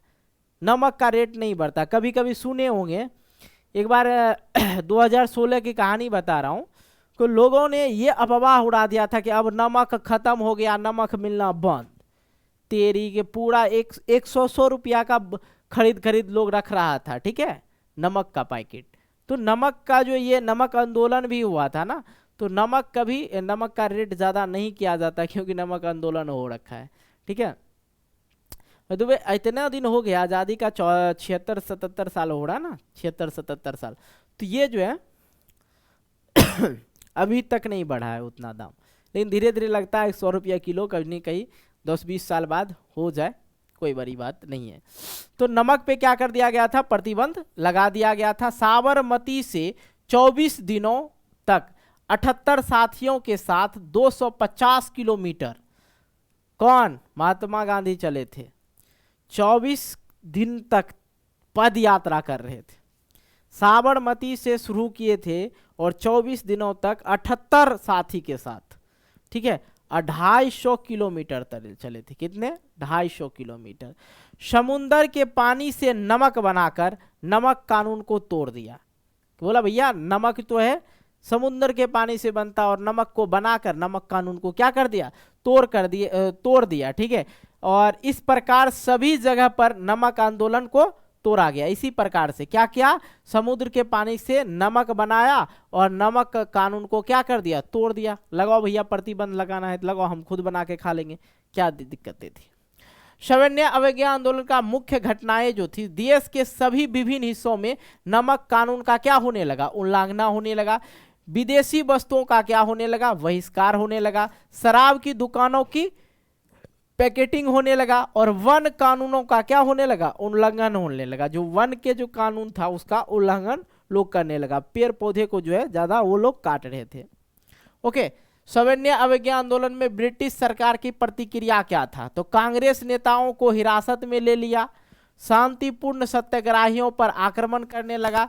जो शांतिपूर्ण सत्याग्रह जो लोग जो थे, सत्याग्रह में जो लोग थे जो अहिंसावादी थे, उस लोग पे क्या करने लगा? आक्रमण करने लगा। महिलाओं व बच्चों की पिटाई करने लगा। लगभग इकाई, दहाई, सैकड़ा, हजार, 10,000 और ये लाख। देखो इस तरह से देखो। एक चीज़ है, आप लोग इस चीज़ को ध्यान देना आप लोग, कि जब यहाँ पे लगा रहे, ठीक है, यहाँ पे लगा रहे तो समझो 1 लाख। अगर ऐसे लगा रहे तो समझो, अगर यहाँ पे 3 गो जीरो दे दिया तो 10,000, ठीक है। बात समझ में आ रहा है? ई कोमा से हम लोग पकड़ सकते हैं, ठीक है। इसलिए हम आपको ये चीज़ें बोला, इकाई दाही किया, ताकि आप लोग को इस चीज़ को समझा दे। लगभग जो है 1 लाख क्या हुआ? गिरफ्तारी हुआ था। ओके, ये पॉइंट टू पॉइंट चीजों को हम लोग को समझना है। सविनय अवज्ञा आंदोलन के प्रति लोगों और औपनिवेशिक सरकार ने प्रतिक्रिया क्या दिया? लोगों ने सरकारी कानून को भंग करना शुरू कर दिया। आंदोलन को दबाने के लिए सरकार ने कठोरता से काम लिया, हजारों को जेल में दे दिया, गांधी जी को भी कैद कर लिया। अब जनता इसमें बढ़ चढ़कर क्या करने लगा? भाग लेने लगा कि अंग्रेजवा को अब मारकर ही भगाना है। गांधी इरविन फैक्ट क्या है भाई? गांधी इरविन फैक्ट क्या है, इसके बारे में हम लोग समझते हैं। सविनय अवज्ञा आंदोलन को वापस लेने की बात लॉर्ड इरविन, ठीक है, लॉर्ड इरविन ने किया था। गांधी इरविन आप लोग समझे, गांधी इरविन फैक्ट क्या है? तो सविनय अवज्ञा आंदोलन इतने आक्रोशित हो गए थे कि अब अंग्रेज को लग रहा था कि हमको यहाँ से भगा देगा। तो अंग्रेज लोग दिमाग लगाया। क्या दिमाग लगाया? उसने सविनय अवज्ञा आंदोलन वापस लेने की बात कही। कौन? लॉर्ड इरविन ने बात कही। तो 5 मार्च 1931 को गांधी जी आंदोलन को स्थगित करके बातचीत के लिए पहुंच गया। भैया हम बातचीत कर लेते हैं, क्योंकि गांधी जी को लगता था कि भाई हम इससे लड़ाई ना करें, जितना हो सके बातचीत से हम लोग काम को चलाएं। इसे ही द्वितीय गोलमेज सम्मेलन बोला जाता है। इसे ही क्या बोला जाता है? द्वितीय गोलमेज सम्मेलन बोला जाता है। गांधी जी ने कहा मेरे नागरिकों को वापस दो और स्वराज दो, स्वराज दे दो, और मेरे नागरिक को जो तुमने जेल में भेजा है ना, सबसे पहले उसे बाहर कर दो। लेकिन इस बात पर लॉर्ड इरविन मुकर गए। क्या कर गए? मुकर गए। तो गांधी जी ने बोला भैया फिर हम लोग क्या करेंगे, फिर से आंदोलन करेंगे। गांधी जी फिर कमर कसकर आंदोलन की ओर लौट गया। अंग्रेज लोग को अब गांधी जी से डर लगने लगा। तो सवर्णीय अवज्ञा आंदोलन का परिणाम क्या हुआ? अब लोग में आक्रोश आ गया। आक्रोश मतलब गुस्सा आ गया कि अब भाई अंग्रेज को भगाना है तो भगाना है। इस आंदोलन में मजदूर, महिला, छात्र, व्यापारी सभी लोग इस आंदोलन में क्या करने लगे? भाग लेने लगे। अब आंदोलन इतना मजबूत हो गया कि पूछो मत। लोग सीधे अंग्रेजों का क्या करने लगा? बहिष्कार करने लगा। अंग्रेजी कपड़ा का बहिष्कार करने लगा, अंग्रेजों का नियम का बहिष्कार करने लगा, अंग्रेजों का काम का बहिष्कार करने लगा। काज सब छोड़ दिया, काम काज जो अंग्रेजों का था वो सब छोड़ दिया। इस आंदोलन में वानर सेना, मंजरी सेना और संगठित किया गया था। मोपाल विद्रोह, ठीक है, इसको मोपला विद्रोह हम बचपन में पढ़ते थे, ठीक है। मोपाल विद्रोह क्या है समझते हैं। केरल के मालाबार तट पर, ठीक है, मालाबार तट पर किसानों की सबसे बड़ा विद्रोह को मोपाल विद्रोह कहते हैं। मोपाल के खेतिहार, मुस्लिम, स्थानीय, नबूदिरी और नायर भूस्वामी मतलब भूमि वाला जो होता है उच्च जाति के थे, हिंदू थे, ठीक है। अब यहाँ पे होता क्या कि केरल के मालाबार तट के किसानों के सबसे बड़ा विद्रोह को मोपाल विद्रोह कहा जाता है। और मोपाल के खेतिहार मुस्लिम और उसके स्थानीय खेतिहार, मुस्लिम एवं स्थानीय, नबूदरी एवं नायर। तो नायर जो था वो क्या था? भूस्वामी था, मतलब अधिक जमीन जगह था। और ये जो उसको क्या बोला जाता? उच्च जाति के हिंदू थे। दंगों में वहां पे क्या हुआ? दोनों के आपसी लड़ाई हुआ। तो दंगों में 10,000 से अधिक हिंदुओं को सामूहिक हत्याएं, महिलाओं के साथ बलात्कार, जबरन धर्म परिवर्तन, लगभग 300 मंदिरों को विध्वंस कर दिया और उन्हें क्षति पहुंचाई गई। करोड़ों रुपये की संपत्ति की लूट हुई और आगाजनी और हिंदुओं के घरों को जला दिया गया। प्रारंभिक चरणों में आंदोलन को महात्मा गांधी एवं अन्य भारतीय राष्ट्रवादी नेता का समर्थन प्राप्त था। लेकिन जैसे ही यह हिंसक हो गया तो अब गांधी जी देखा कि जैसे हिंसक हुआ, उन्होंने खुद को इससे क्या कर लिया? दूर कर लिया। और वर्ष 1921 के अंत तक अंग्रेज ने विद्रोह को कुचल दिया था, जिन्होंने दंगा रोकने के लिए एक विशेष बटालियन मालाबार स्पेशल फोर्स का गठन किया था। ये दोनों जो था मोपाल के जो खेतिहार मुस्लिम थे एवं स्थानीय नबूदिर और नायर था। और नायर भू राजस्व का मतलब ये हिंदू थे और उच्च जाति के थे, जमीन जगह के थे। तो दंगा हुआ वहाँ पे, क्या होता है? दंगा होता है। और यहाँ पे भी अंग्रेजे लोग का खेल था ज़्यादा। तो मोपाल विद्रोह जो हुआ था, कब हुआ था? 1921 में। इस दंगा में जो था 10,000 से अधिक हिंदू को जो है क्या करना पड़ा?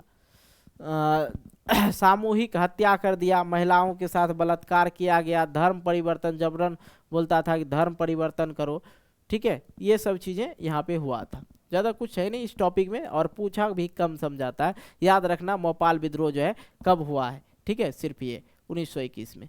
बारदोली सत्याग्रह जून 1928 में गुजरात में हुआ था।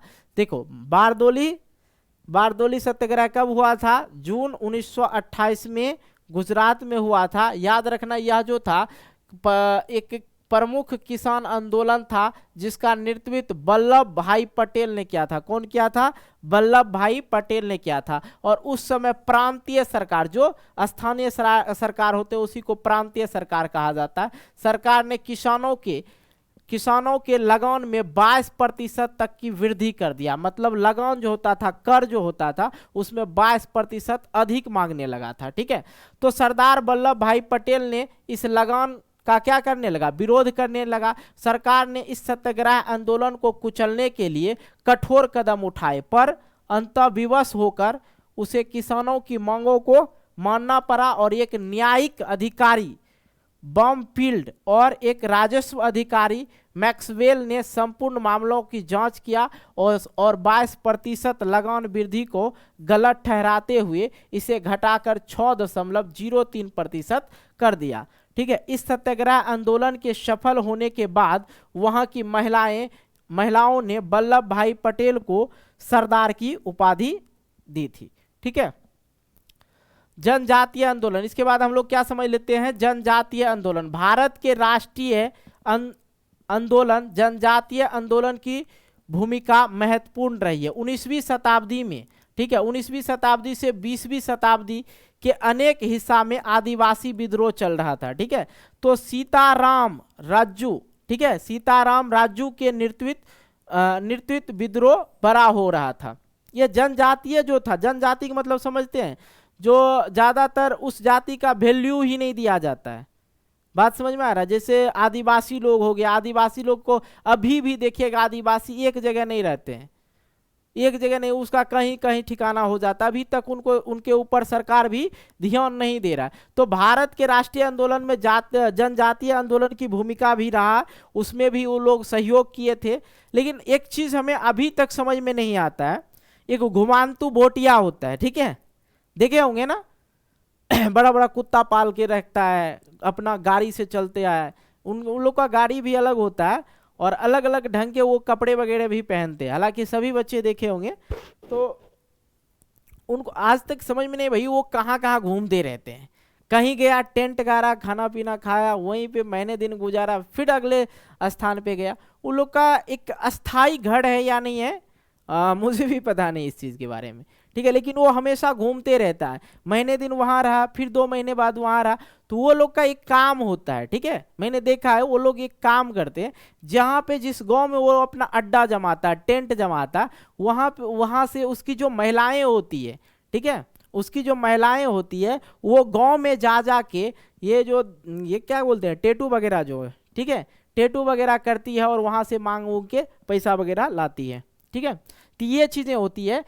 जनजाति आंदोलन जो हुआ था, जनजातीय आंदोलन, भारत के राष्ट्रीय आंदोलन में जो था, जनजातीय आंदोलन का भी भूमिका महत्वपूर्ण रहा और 19वीं शताब्दी से 20वीं शताब्दी में भारत के अनेक हिस्सा में आदिवासी विद्रोह चल रहा था।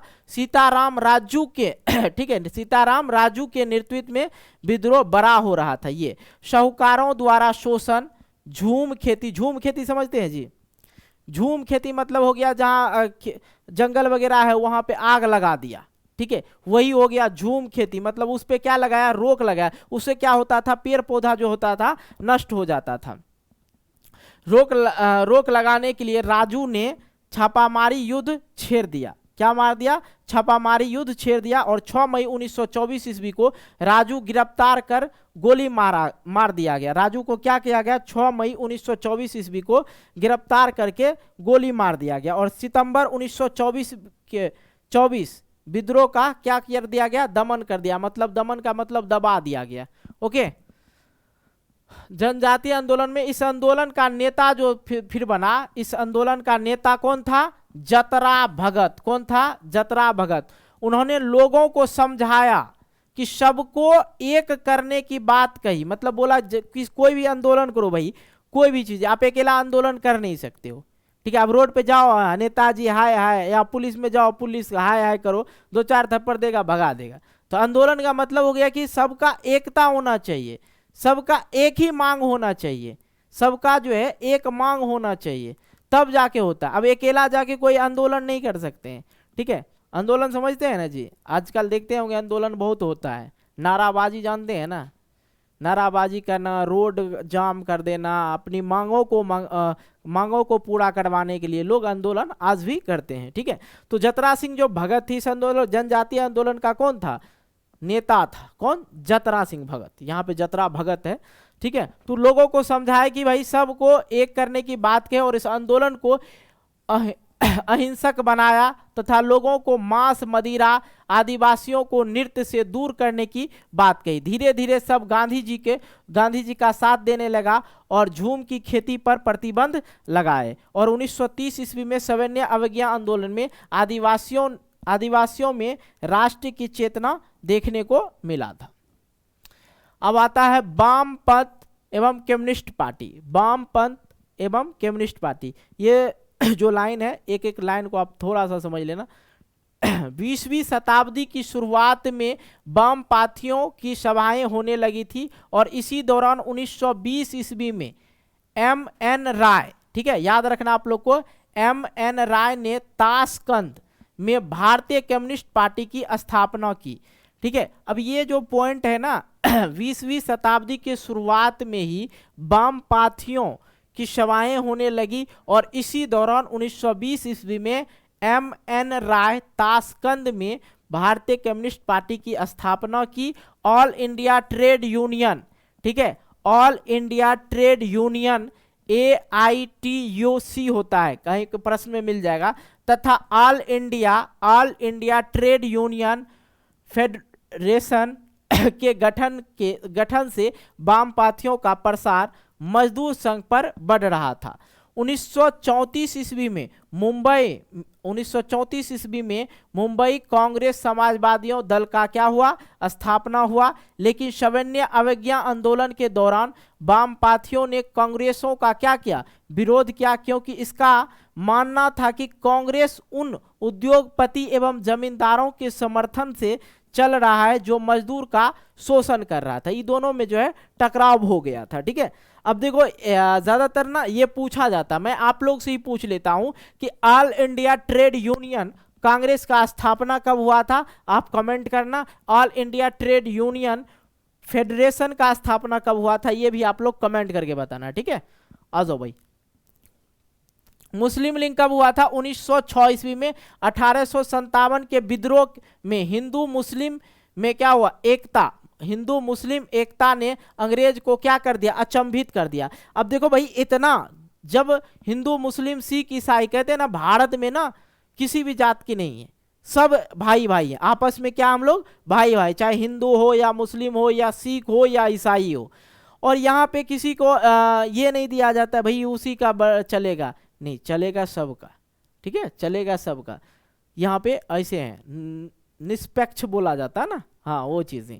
तो 1857 ईस्वी में क्या होता, विद्रोह। 1857 ईस्वी के विद्रोह में देखा कि भाई हिंदू मुस्लिम एक हो गया है, हिंदू मुस्लिम की एकता को देखकर अचंभित हो गया कौन, अंग्रेज लोग। और इस विद्रोह के बाद अंग्रेज सोचने पर मजबूर हो गया कि भारत में जहां धार्मिक एवं जातीय विभाजन काफी कठोर है, मतलब हिंदू का अलग जाति और धर्म माना जाता है और धर्म और जाति अलग माना जाता है, लेकिन वहां के दोनों संप्रदाय के आमने सामने खड़ा कर आसानी से शासन चलाया जा सकता है। ठीक है, 1857 ईस्वी में देखा भाई कि जो अंग्रेज लोग थे ना, अंग्रेज लोग जो थे मुस्लिम, 1857 ईस्वी में विद्रोह में हिंदू मुस्लिम एकता ने अंग्रेज को अचंभित कर दिया कि इस विद्रोह के बाद अंग्रेज सोचने पर मजबूर हुआ कि भारत में जहां धार्मिक एवं जातीय विभाजन काफी कठोर, वहां दोनों संप्रदाय को आमने सामने खड़ा कर आसानी से शोषण करके चलाया जा सकता है। यही फूट डालो और शासन करो की नीति की चरम परिणति थी। यही कारण थी कि 1878 ईस्वी में लॉर्ड डफरिन ने कांग्रेस की हिंदुओं की पार्टी कहकर संबोधित किया था। साथ ही साथ विलियम हंटर नामक अंग्रेज ने अपनी पुस्तक में अंग्रेज मुस्लिम मित्रता पर काफी बल दिया था। देखो 1857 ईस्वी से इन्हें शुरू हुआ था। 1857 ईस्वी में देखा कि भाई भारत में जो था हिंदू मुस्लिम इतने एक थे कि पूछो मत, और दोनों के जबकि धर्म और जातीय विभाजन अलग अलग था, एकदम कठोर था। तो उसने क्या किया, उसने हिंदू मुस्लिम को लड़ाने का सोचा। क्या क्या, उसने फूट डालो और शासन की नीति अपनाई, एक दूसरे से लड़ा दिया। ठीक है, और वो अपना शासन करने लगा था। ठीक है, तो ये चीजें थी। सन 1905 ईस्वी में लॉर्ड कर्जन के बंगाल विभाजन की घोषणा द्वारा पूरे बंगाल को दो प्रांतों में, पूर्व बंगाल एवं पश्चिमी बंगाल, मतलब पूर्वी बंगाल और पश्चिमी बंगाल में बांट दिया। पूर्वी बंगाल को मुस्लिम प्रांत का नाम दिया, ठीक है, पूर्वी बंगाल को मुस्लिम प्रांत का नाम दिया गया और साथ ही मुसलमानों को समझाया गया कि यह विभाजन उसके हित में है, परंतु इसका मुख्य लक्ष्य जो था उग्र राष्ट्रवादी आंदोलन को कमजोर करने का, दो भाग में विभाजित करने का। सरकार को इस नीति का हिंदू और मुसलमानों ने मिलकर इतना बड़ा कड़ा विरोध किया कि अंत लॉर्ड हार्डिंग, ठीक है याद रखना है ये जो नाम होता है, लॉर्ड हार्डिंग ने 1911 में बंगाल विभाजन क्या कर लिया, आपस कर लिया। तो मतलब क्या क्या था, 1905 ईस्वी में अंग्रेज लोग जो अंग्रेज लोग था वो क्या किया था, बंगाल को दो भाग में बांट कर दिया था। क्या कर दिया था, बंगाल को दो भाग में विभाजित कर दिया था। एक हो गया पूर्वी बंगाल और एक हो गया पश्चिमी बंगाल। एक कौन सा हो गया, पश्चिमी बंगाल, एक पश्चिमी बंगाल। और जो इधर जो है क्या कर दिया गया था, मुस्लिम लीग को जो है पूर्वी बंगाल में भेज दिया था। सभी मुस्लिम को कहाँ भेज दिया, पूर्वी बंगाल में। लेकिन ये जो उसने काम किया, बोला मुस्लिम को भाई तुम्हारे हित में काम कर रहे हैं। जो उग्र राष्ट्रवादी था, जो आंदोलन चला रहा था, तो आंदोलन को कमजोर करने का इसका मुख्य लक्ष्य था। ओके, तो सामूहिक अब ये चीजें मुस्लिम लीग आप लोग समझ गए। मुस्लिम लीग कब हुआ था, 1906 ईस्वी में, याद रखना आप लोग को। और आइए अब यहां तक हो गया। धीरे धीरे अंग्रेज को लगने लगा, और अंग्रेज तो भाग ही गए, इसमें तो दे नहीं रखा है उसकी कहानी। जहां तक कहानी थी मैंने आप लोग को समझा रखा, जो किताब में था। भारत छोड़ो आंदोलन कब हुआ, ठीक है, तो लास्ट में भारत छोड़ो आंदोलन ही हुआ था ना भाई। तो भारत छोड़ो आंदोलन कब हुआ था, आप लोग कमेंट करके बताओ। देखो हम सवाल इसलिए कर रहे हैं ताकि आप लोग कुछ ना कुछ करो, ठीक है, नहीं तो फिर ऐसे देखते रहोगे तो फिर मजा नहीं आएगा। अब आती है बात, रिवीजन भी हम आपको करवाएंगे। जब आज़ाद हो गया, पूरा भारत देश आज़ाद हो गया, तो अपने सामूहिक पहचान के लिए क्या किया गया वो समझते हैं। वे सामूहिक अपनेपन का भाव, वे कारक जिन्होंने भारतीय लोगों में सामूहिक अपनेपन का भावना को जगाया तथा सभी नागरिकों को एक किया। सबसे पहले चित्र एवं प्रतीक। भारत माता का प्रथम छवि मतलब चित्र जो है बंकिम चंद्र द्वारा बनाया गया, और इस छवि के माध्यम से राष्ट्र की पहचान को मदद मिला। सबसे पहले तो हम लोग क्या कहते हैं, भारत माता की जय, ठीक है। तो सबसे पहले भारत माता की जो छवि है, छवि मतलब बोले तो चित्र जो है, पिक्चर जो है, ठीक है, पिक्चर जो है किसने बनाया था, बंकिम चंद्र द्वारा बनाया गया। अब उसके बाद हम लोग के क्या हुआ, गीत गान भी होना चाहिए, लोक कथाएं भी होनी चाहिए ना, तो लोक कथाएं भी हुआ। राष्ट्रवादी घूम घूम कर इन लोक कथाओं को संकलन करने लगा, और कथाएं परंपरागत संस्कृति को सही तस्वीरें पेश करती थी और अपने राष्ट्रीय पहचान को ढूंढने तथा अतीत में गौरव को भाव को पैदा करती थी, ठीक है। आगे आ जाता है कि चिन्ह। अब कुछ ना कुछ तो हमें चिन्ह होना चाहिए ना भाई, उदाहरण के लिए झंडा। तो बंगाल में 1905 ईस्वी में स्वदेशी आंदोलन के दौरान सर्वप्रथम एक तिरंगा बनाया गया था। तिरंगा जो था हरा पीला लाल था। सबसे पहले समझ लो कि सबसे पहले जो तिरंगा था वो क्या था, हरा पीला लाल था, जिसमें 8 कमल थे। उसमें जो था 8 कमल थे। और 1921 तक आते ही महात्मा गांधी ने फिर क्या किए, सफेद हरा और लाल, जिसे केसरिया कहते हैं, ठीक है। केसरिया सफेद और हरा जो रहता है तिरंगा में, ठीक है। तिरंगा में कितने रंग होते हैं, 3 रंग होते हैं। वो तैयार किए कौन, महात्मा गांधी। अब इतिहास के पूर्ण व्याख्या, तो इतिहास की पूर्ण व्याख्या जो सारी चीजें हुआ वो सब चीज इतिहास में दिया गया, और वो हमें पढ़ना पड़ता, और हम लोग पढ़ते हैं तो हमें पता चलता है कि अंग्रेज लोग जो है हमारे साथ क्या अन्याय किए थे, क्या गलत किए थे। तो हम लोग के अंदर क्या आएगा, राष्ट्रवाद की भावना आएगी। ओके, तो गीत भी था ना जी, गीत जैसे वंदे मातरम, राष्ट्रीय गीत कौन हो गया, वंदे मातरम। 1870 के दशक में बंकिम चंद्र ने यह गीत लिखा था, और मातृभूमि को की स्तुति के रूप में यह गीत बंगाल के स्वदेशी आंदोलन में खूब गाया गया था। अब ये तो हो गया आपका पूरा का पूरा अध्याय खत्म हो गया। अब यहाँ पे राष्ट्रीय गीत तो मैंने बता दिया भाई, राष्ट्रीय गीत बता दिया ना, राष्ट्रीय गीत। अब राष्ट्रीय गान बता दो आप लोग। राष्ट्रीय गान क्या होता है भाई, राष्ट्रीय गान क्या होता है, जल्दी से कमेंट करना कि राष्ट्रीय गान कौन सा है, राष्ट्रीय गान कौन सा है। राष्ट्रीय गीत हो गया जैसे वंदे मातरम, ठीक है, लेकिन राष्ट्रीय गान कौन सा है ये आप लोग को बताना है, ठीक है। तो अब हम लोग कर लेंगे थोड़ा सा रिवीजन समय के अनुसार, मतलब कौन सा ईस्वी में क्या हुआ था, एक बार रिवीजन करेंगे और वो मुश्किल से मेरे ख्याल से 10 मिनट के होगा रिवीजन, तो वो आप लोग जरूर देख लें। इसके बाद हम लोग रिवीजन भी कर लेंगे तो बेहतर तरीका से और मजा आ जाएगा, क्योंकि हम लोग बहुत सारे ईस्वी को देखे लेकिन वो दिमाग में है या नहीं है, तो फिर से एक बार चलेंगे।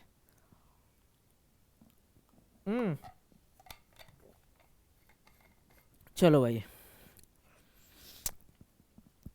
अच्छा अच्छा, पूरा अध्याय का समय के अनुसार, मतलब देखो जैसे कि हम लोग का देश आजाद कब हुआ, आजाद कब हुआ, जैसे कि आज समय है, कौन सा समय में आजाद हुआ था, तो कहेंगे 15 अगस्त 1947 ईस्वी का आजाद हुआ था, ठीक है। 15 अगस्त 1947 को हमारा देश आजाद हो गया था, अंग्रेज भाग गया था। अब देखो संविधान कब लिखा गया भैया, मैं आप लोगों को बार बार हर एक वीडियो में बताता हूँ, संविधान 26 जन 1950 ईस्वी को, ठीक है। और कौन थे निर्माता, संविधान निर्माता कौन थे, डॉक्टर भीमराव अंबेडकर, ठीक है। ये सब ये चीजें आप लोग समझ में आ गया, आप लोग को कोई दिक्कत नहीं ना। आ जाओ भाई रिवीजन कर लेते हैं। इसी तरह से देखो 1857 को प्रथम स्वतंत्रता संग्राम हुआ था, प्रथम स्वतंत्रता संग्राम कब हुआ था, 1857 को। अब एक एक चीज को समझो, 1870 में बंकिम चंद्र द्वारा वंदे मातरम की रचना हुई थी, और 1885 में कांग्रेस का स्थापना मुंबई में हुआ था। व्योमेश चंद्र बनर्जी कांग्रेस के प्रथम अध्यक्ष बने थे। व्योमेश चंद्र बनर्जी जो थे कांग्रेस के क्या बने थे, प्रथम अध्यक्ष बने थे। लॉर्ड कर्जन 1905 में बंगाल के विभाजन का प्रस्ताव क्या था, लॉर्ड कर्जन, ठीक है। लॉर्ड कर्जन अगर अंग्रेजी में बोलेंगे तो लॉर्ड बोला जाता है, ठीक है। लॉर्ड कर्जन 1905 में बंगाल की विभाजन का प्रस्ताव किया था, ठीक है। आ जाओ 1905 ईस्वी में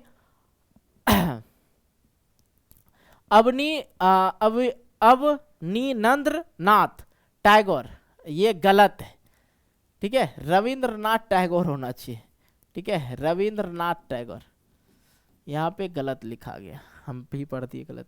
रविंद्रनाथ टैगोर ने भारत माता का, ये देखो 1905 में, तो ये गलत है ना,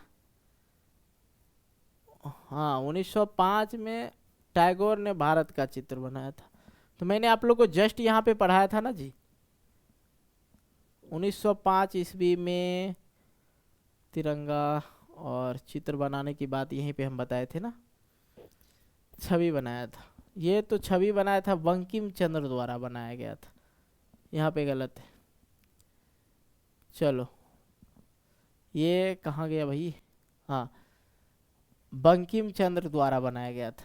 चलो 1906 में आगा खा एवं नवाब सुलीमुल्लाह ने मुस्लिम लीग की स्थापना की। 1907 में कांग्रेस का विभाजन नरम दल एवं गरम दल में हुआ था, 2 दल में। और 1911 में दिल्ली दरबार का आयोजन हुआ था। दिल्ली दरबार में बंगाल विभाजन को रद्द किया था और दिल्ली दरबार में राजधानी कोलकाता से दिल्ली को स्थानांतरण किया गया। सबसे पहले कोलकाता था, उसके बाद दिल्ली को कर दिया गया। ओके, आइए 1914 में प्रथम विश्व युद्ध का आरंभ हुआ था। 1915 में महात्मा गांधी को स्वदेशी वापसी मांगा था 1915 में, और 1917 में महात्मा गांधी ने नील कृषि के विरोध में चंपारण गए थे। कहाँ पे, बिहार में। किसके कहने पे, राजेंद्र प्रसाद और राम शुक्ल के द्वारा, ठीक है। 1917 में महात्मा गांधी ने गुजरात के खेरा जिले के किसानों के लिए क्या किए थे, सत्याग्रह किए थे। 1998 में महात्मा गांधी गुजरात के अहमदाबाद में सूती कपड़ा मिल में गए थे, जहां पे कारीगर जो था वहां पे सूती के मिल में बताए थे ना, वो बोलता था 20% देंगे, ठीक है, मालिक, लेकिन ये लोग कहना था कि भैया हमको 50% चाहिए। तो गांधी जी पहुंचे, बोला कि भाई तेरा ना मेरा 35% पे डन करो।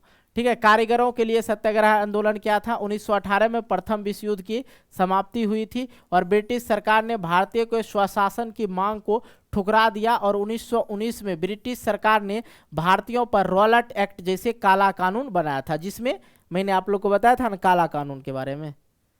हाँ, काला कानून, रॉलेट एक्ट, जिसमें बताया था लोग को जबरन गिरफ्तार कर लेता था, जेल दे देता था अंग्रेज लोग। ठीक है। 13 अप्रैल 1919 को जलियांवाला बाग हत्याकांड हुआ था। 1919 में खिलाफत आंदोलन की शुरुआत मोहम्मद अली व शौकत अली ने किया था। महात्मा गांधी ने असहयोग आंदोलन की शुरुआत की और 1922 में चौरी चौरा कांड हुआ था। जो चौरी चौरा कांड हुआ था कहाँ पर था? उत्तर प्रदेश में हुआ था ना, उत्तर प्रदेश में। और ये चौरी चौरा क्या था? पुलिस स्टेशन, पुलिस चौकी था ना, पुलिस चौकी। हिंसक घटना के बाद महात्मा गांधी ने असहयोग आंदोलन को क्या कर लिया? वापस कर लिया। 9 अगस्त 1925 को काकोरी में क्रांतिकारियों ने अंग्रेजी खजानों को ले जा रही ट्रेन को लूट लिया था। 9 अगस्त 1925 को काकोरी क्रांतिकारी ने अंग्रेज जो खजाना ले जा रहा था ट्रेन से, उसको लूट लिया गया था। 1928 में साइमन कमीशन भारत आया था, जिसका विरोध करते हुए लाला लाजपत राय की क्या हो गई? मृत्यु हो गई। 8 अप्रैल 1929 को भगत सिंह व बटुकेश्वर दत्त ने असेंबली पर बम फेंका था। ठीक है। 12 मार्च 1930 को महात्मा गांधी ने साबरमती से दांडी यात्रा आरंभ किया था और 6 अप्रैल 1930 को दांडी पहुंचकर महात्मा गांधी ने नमक कानून को तोड़ा और सविनय अवज्ञा आंदोलन का क्या किया? शुरुआत किया था। सविनय अवज्ञा आंदोलन का शुरुआत कब हुआ था? 1930 से और 1934 तक चला था ना। 1930 में डॉक्टर अंबेडकर ने अनुसूचित जातियों को दमित वर्ग और एसोसिएशन में संगठित किया। ठीक है। 23 मार्च 1931 को भगत सिंह, सुखदेव एवं राजगुरु को क्या कर दिया गया? फांसी दे दिया गया। और 1931 में गांधी इरविन समझौता व सविनय अवज्ञा आंदोलन को क्या कर लिया गया? वापस ले लिया गया। ठीक है। 1931 में महात्मा गांधी ने द्वितीय गोलमेज सम्मेलन में भाग लिया, परंतु उन्हें वहां अपेक्षित सफलता हाथ नहीं लगा। ठीक है। क्योंकि उनका कहना था भैया सविनय अवज्ञा आंदोलन को वापस ले लो। तो ये बोला कि भैया सबसे पहले जो है आप हमें स्वराज दे दीजिए और जितने भी आदमी को जेल में दिए हैं वो निकाल दीजिए। लेकिन उस बात पे मुकर गए थे अंग्रेजवा। ठीक है। 1932 में महात्मा गांधी ने अंबेडकर के माध्यम से पूना पैक्ट में हुआ था। ठीक है, पूना पैक्ट हुआ था। और 1933 में चौधरी रहमत अली व सर्वप्रथम पाकिस्तान के विचार सामने रखा गया था। 1935 में भारत शासन अधिनियम पारित व प्रांतीय सरकार का गठन हुआ था। 1939 में द्वितीय विश्व युद्ध का आरंभ हुआ था। ओके। 1940 के मुस्लिम लीग की लाहौर विश्व अधिवेशन में पाकिस्तान की मांग को संकल्प पास किया गया। और 1942 में भारत छोड़ो आंदोलन व गांधी जी ने करो या मरो का नारा दिया। 1945 में अमेरिका ने जापान पर परमाणु हमला किया और द्वितीय विश्व युद्ध को क्या कर दिया? समाप्त कर दिया। 1946 में कैबिनेट मिशन संविधान सभा का प्रस्ताव के साथ भारत आया था। 15 अगस्त 1947 ईस्वी को क्या हुआ? भारत आजाद हुआ। और इसी आजाद होने के बाद ये अध्याय भी समाप्त हुआ। ठीक है। तो भाई ये अध्याय जो था आप लोग का, पूरा अध्याय आप लोग का कंप्लीट हो गया। जो भी चीज़ें थी बाकी ये मैंने आप लोग को करवा दिया। ये इसी से ज़्यादातर रिलेटेड ऑब्जेक्टिव वगैरह भी प्रश्न पूछे जाते हैं और सब्जेक्टिव में भी 1 नंबर प्रश्न में भी इसी तरह के प्रश्न पूछे जाते हैं। ठीक है। चलो भाई, ये अध्याय आप लोग का जो है, दूसरा अध्याय आप लोग का कंप्लीट हुआ। कहीं कोई दिक्कत, प्रॉब्लम, समस्या जो भी हो तो आप हमें कमेंट बॉक्स के माध्यम से कमेंट करके ज़रूर बताएं। बाकी ये अध्याय कंप्लीट, जल्द ही इसका प्रश्न उत्तर भी करवा देंगे, जल्द ही आप लोग का खत्म हो सकेगा। No tension, no problem. Okay. तो भाई इस वीडियो को हम यहीं पे समाप्त करते हैं। मिलते हैं एक नए वीडियो को लेके, तब तक के लिए बाय बाय। जय हिंद, जय भारत, टेक केयर।